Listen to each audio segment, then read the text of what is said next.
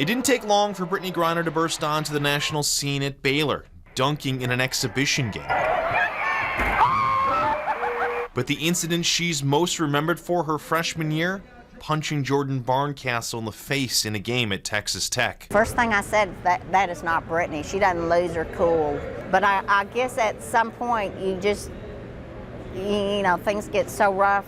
I think she just had a moment's loss, but that wasn't Brittney at all. Now that we're way after the fact and it's probably okay for me to give my opinion, I feel like stuff like that happens in the guys' game all the time. But since it was girls, it maybe got a little overplayed. Ladies aren't supposed to act like that or whatever, but she did a good job recovering from that. Baylor would reach the Final Four as a 4 seed, falling to UConn in a national semifinal.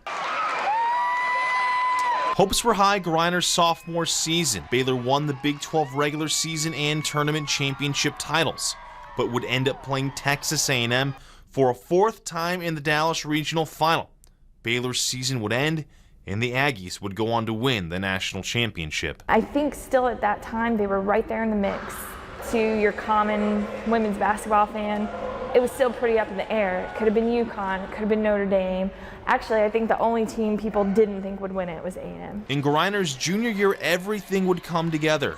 Big 12 regular season and tournament conference championships, National Player of the Year awards, and that elusive championship as the Lady Bears became the first team to go 40-0 in a season. We ran Baylor on the front page quite a bit last year, and people received that really well. You had to be happy for Brittney because we didn't quite do it in high school, and so for her to do it on the college level and see that team just keep growing and getting better. After they won the championship, we actually had a Brittney Griner Day here at Nimitz and honored her for, you know, just her achievements and the recognition she brought back to her high school. Her senior season was set up to be an encore performance. All 5 starters returned as the Lady Bears won the Big 12 regular season and tournament championships. But a shocking loss to Louisville in the Oklahoma City Regional Semifinal ended Griner's collegiate career. Despite falling short of a national title that night, head coach Kim Mulkey gave her opinion about Griner's legacy. She may go down as the greatest to ever play the game, and she got her a championship.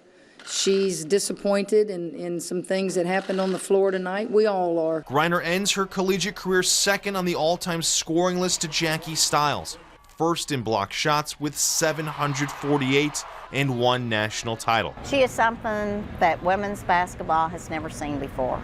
She brings something no other player has ever brought to the game. To this point in women's basketball, she's the most influential player. She's done the most for the game. She's drawn the most interest, like Tiger Woods did for golf. She's done that for women's basketball. People are suddenly paying attention to a sport that they stopped paying attention to a while ago. It was a joy to coach her, and certainly one of the highlights of my career, and I'm really glad we get to see her play in the pros, and we'll get to keep watching her grow. Jeremy Stein, 254 Sports.